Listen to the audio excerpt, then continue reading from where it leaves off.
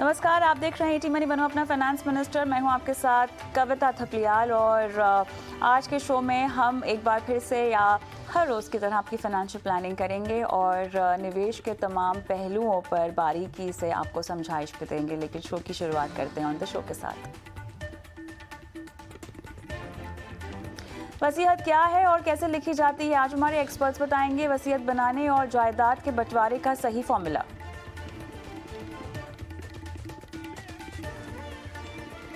50-30-20 rule के फायदे कई, बचत के साथ चैन से कटेगा बुढ़ापा, इस फॉर्मूले को अभी करें अप्लाई।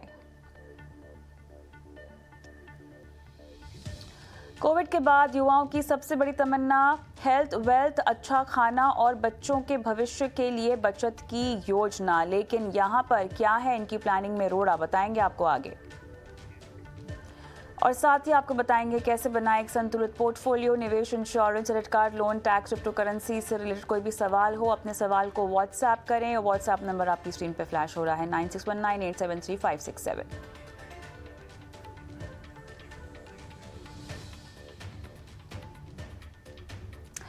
चलिए, यहाँ पर आप दिन रात की कड़ी मेहनत करते हैं और अपने पैसों को बचाते हैं, निवेश की रणनीति बनाते हैं। लेकिन क्या आपने कभी सोचा है कि विल बनाना या अपनी वसीयत बनाना भी उतना ही ज़रूरी है?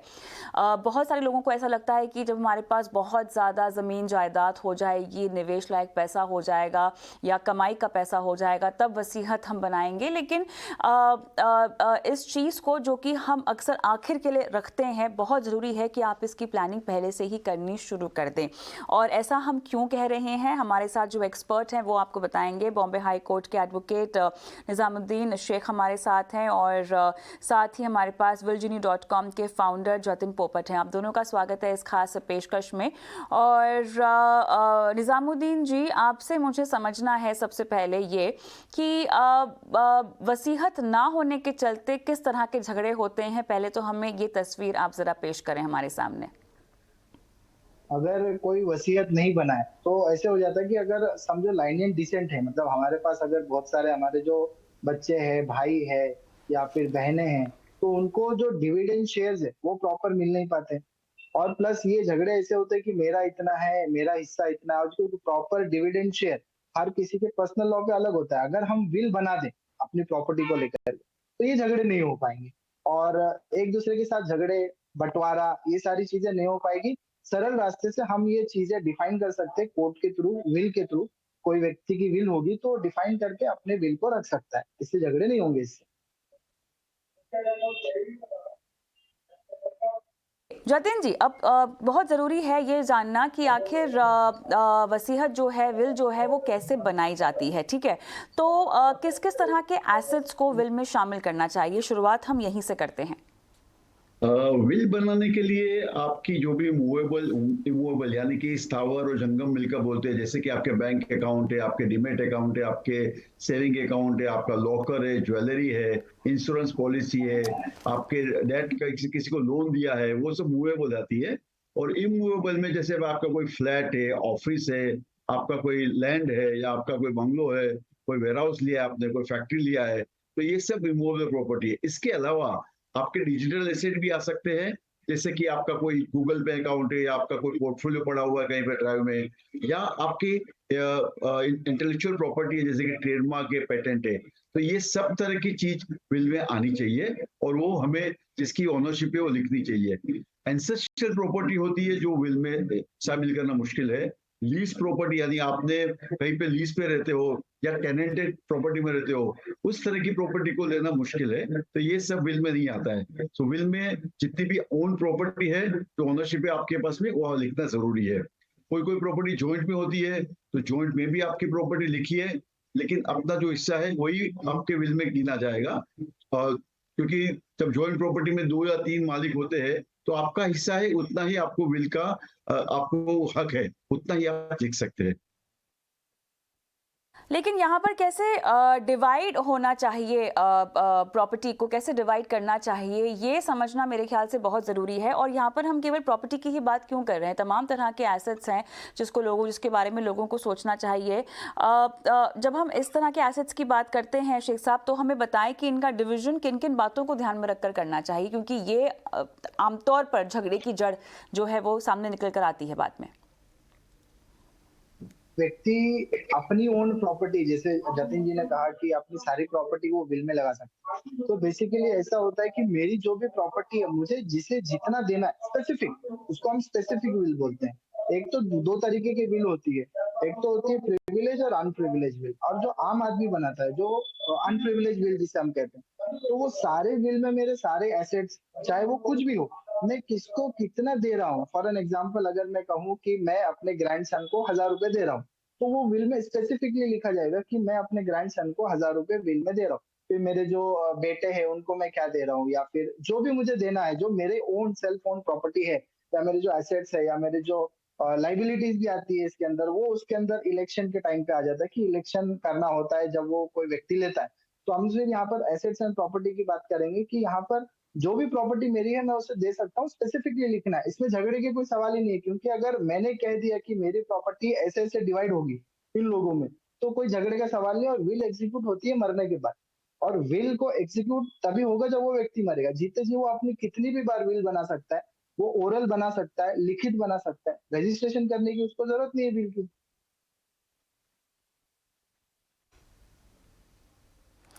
जतिन जी, यहाँ पे प्रॉपर्टी के अलावा हम बाकी कमाई की भी तो बात कर सकते हैं, जिसको लेकर शायद जब आप निवेश की कोई रणनीति बनाते हैं तो अक्सर हमने देखा है कि तमाम निवेश विकल्पों में एक नॉमिनी का ऑप्शन होता है जो पहले से ही आपको डाल देना होता है। इन सब चीज़ों को भी क्या शामिल करना होता है? म्यूचुअल फंड्स हो गए, आपके इंश्योरेंस पॉलिसीज हो गई, या जिस भी तरह के आपने फाइनेंशियल इंस्ट्रूमेंट को पोर्टफोलियो में शामिल किया गया है? ऐसे कायदे से ये कहा जाता है कि जो नॉमिनी है that are just trustee, they can not be called owner, यानी उनको मालिकी नहीं मिलती है। नॉमिनी को पैसे जो भी जायदाद मिलती है वो मिल जाएगी एज ए कस्टोडियन, वो यूज नहीं कर सकते हैं। विल में जिसका भी नाम लिखा है वो मालिक है। तो हम सजेस्ट करते हैं कि आमतौर पे लोग जब अपने लाइफ में कोई कोई प्रॉपर्टी, मूवेबल एसेट्स या जो भी फाइनेंशियल एसेट लेते हैं, तो किसी न किसी का नॉमिनी में नाम रखते हैं, अपनी वाइफ का, अपने पेरेंट्स का, अपने बच्चों का। लेकिन जब विल बनाते हैं तो वो एसेट किसी और को दे रहे हैं। तो हम ये कहते हैं कि जब आप विल बनाए तो उसके बाद में नॉमिनेशन भी चेंज कर दे जो विल में लिखा है, ताकि नॉमिनी और विल के वारिस के बीच में कोई डिस्प्यूट ना हो।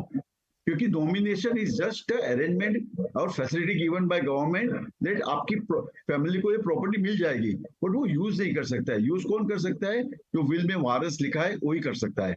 अगर विल नहीं बना है तो as per the succession act जो भी वारिस होगा उनको ही मिलेगी। Nominee can not B owner, उसको मालिकी नहीं मिल सकती पूरी। तो शेख साहब, अब आजकल तो ऐसे बहुत सारी ऑनलाइन ऐप्स बन गए हैं जहां पर आप अपना विल बना सकते हैं। ऐसे बहुत सारे एक्सपर्ट्स हैं जो अपने आप को विल मेकिंग एक्सपर्ट्स कहते हैं।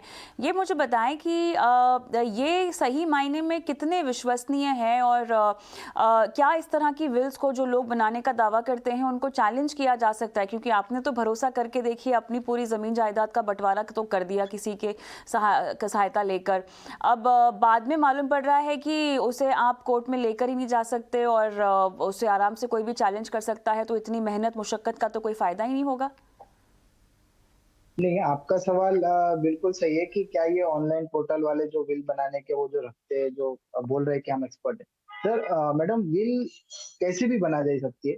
सर विल कैसे बना रहे हैं, बेसिकली अगर मैं विल बनाने की बात करूँ इस पर, तो विल हम सारे एसेट्स जो मेरे पास है उन चीजों को लेकर के मैं बनाता हूँ, और मैं चेंज भी कर सकता हूँ। लेकिन ये जो विल बनाना है वो कोई रॉकेट साइंस नहीं है, ये कोई बड़ी बात नहीं है। मैंने एक कागज दिया, विल लिखा, मतलब उसमें वो सारी चीजें लिखना बहुत जरूरी है जो मुझे देना है। लेकिन स्पेसिफिकली अगर स्पेसिफिक नहीं कर रहे हो, एम्बिग्यूटी रख रहे हो, तो फिर उसको चैलेंज करते हैं, और फिर उसकी जज के पास डिस्क्रिप्शन होता है। As per Indian succession act, जज has a description to remove that ambiguity and use the description and appoint as per the will. तो एम्बिग्यूटी निकालेगा और वो हिसाब से उस व्यक्ति को वारिस घोषित करेगा जो भी उस चीज को क्लेम कर रहा है।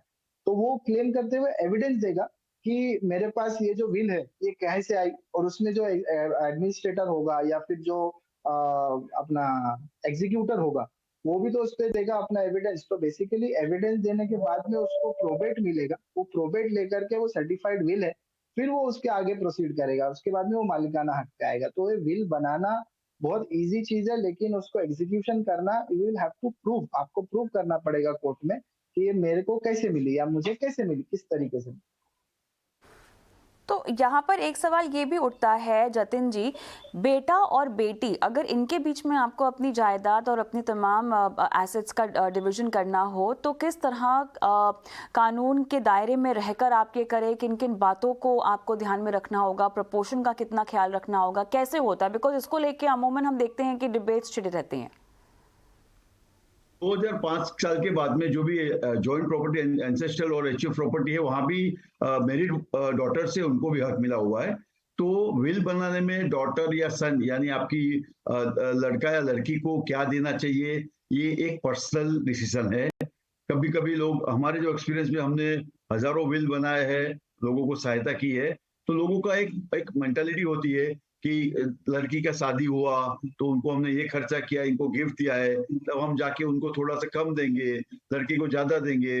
बट काफी सारे अभी बिल हम जो बना रहे हैं सब आमतौर पे इक्वल रख रहे हैं। तो ऐसा कोई रूल या लॉ नहीं है किसको देना है। कभी कभी होता है लड़का लड़की दोनों ध्यान नहीं रख रहे पेरेंट का, और कोई भांजा भतीजा रख रहा है या कोई आउटसाइडर रख रहा है, तो विल बनाने में आप किसी को भी कुछ भी दे सकते हो। उसका कोई कायदे से कंपल्सन नहीं है कि किसको देना है। आपकी संपत्ति है, आपका डिसीजन रहेगा, आपकी विषय, और वो पूरा करना पूरी इंडिया का या गवर्नमेंट का भी एक जवाबदारी बनती है कि वो जो लिखा है उसको पूरा किया जाए। एक साहब, ऐसे में अगर आगे चलकर सिचुएशन आए जहां पर बेटा या बेटी किसी विल को चैलेंज करे तो वो क्या सिचुएशन हो सकती है? मैं यहाँ पर बेटा और बेटी के संदर्भ में ही सवाल पूछ रही हूँ। जी हाँ, सो कभी कभी क्या होता है कि ये शेख साहब है मेरे साथ ना? सॉरी सॉरी सॉरी, हाँ नहीं, ये बेटा बेटी में अगर कोई जैसे कोई एक बोल रहा है कि मुझे डैडी ने इतना दिया, या विल को चैलेंज जरूर कर सकते हैं, लेकिन आपको मैंने बताया जैसे प्रूफ करना पड़ेगा कि ये कोई एम्बिग्यूटी नहीं है। अगर विल पूरी तरीके से एकदम साफ सुथरी है, उसको हम समझ पा रहे हैं, विल के वर्ड्स को समझ पा रहे हैं, हम विल बनाने वाले के इंटेंशन को समझ पा रहे हैं, तो इसमें कोई चैलेंज नहीं आता है। जिसको जितना दिया गया उसको ही कोर्ट उतने हिसाब से डिस्ट्रीब्यूशन करके सर्टिफिकेट इशू कर देता है। इसमें कोई चैलेंज नहीं कर सकते। विल को आप चैलेंज जरूर कर सकते हो कोर्ट में, लेकिन वो आप प्रोबेट को चैलेंज कर सकते हो, जो हम प्रोबेट बनाते हैं, तो वही विल को चैलेंज करना होता है। हम चैलेंज जरूर कर सकते हैं, लेकिन इसका मतलब ये नहीं हो जाएगा कि वो जीतेगा चैलेंज करने के बाद। ये कोई ज्यादा टाइम नहीं लगता इसको कोर्ट में, क्योंकि अगर सब कुछ क्लियर है, एवरीथिंग इज क्लियर, अगर सब कुछ क्लियर है हमारे विल में, तो उसमें कोई दिक्कत नहीं है। जितना जिसको दिया गया है उतना उसको मिलेगा। इसमें बेटा या बेटी में जितने शेयर जिसको दिए गए हैं, जिस प्रॉपर्टी में, जिस एसेट में, और या फिर जिस जिस भी अपना जो भी शेयर किया उन्होंने, चाहे गोल्ड हो, जो भी हो, जितना शेयर किया है, कितना ग्राम शेयर किया है, वो उतना उसको मिलेगा डेफिनेटली। सवाल ये उठता है कि जब आप किसी विल मेकर ऐप को या ऐसे कोई प्रोफेशनल को हायर करना चाहें तो किन किन बातों का ख्याल आपको रखना चाहिए? जतिन जी बताएं, वो ऐसी कौन कौन सी आपकी चेकलिस्ट में चीज़ें होनी चाहिए जब आप विल बनाने के लिए किसी को हायर करें?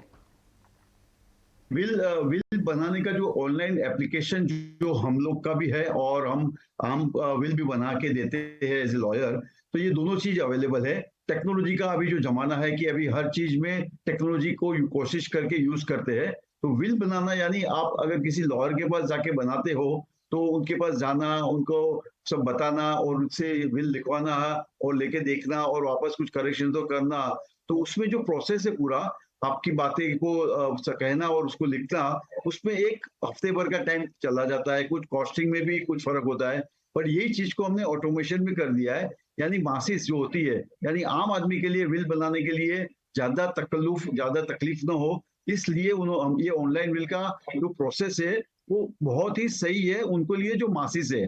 बाकी जो लोग हैं जिसका बिजनेस है, उनको वेल्थ काफी है, बहुत फैला हुआ वेल्थ है, किसी को स्पेशल चाइल्ड है, किसी को मैट्रिमोनियल इश्यू चल रहा है, या किसी को ऑलरेडी फॉरेन में एसेट्स है, ये सब जो केसेस है वहां पे हम लोग विल लॉयर के पास जाके उनसे बैठ के बताना चाहिए।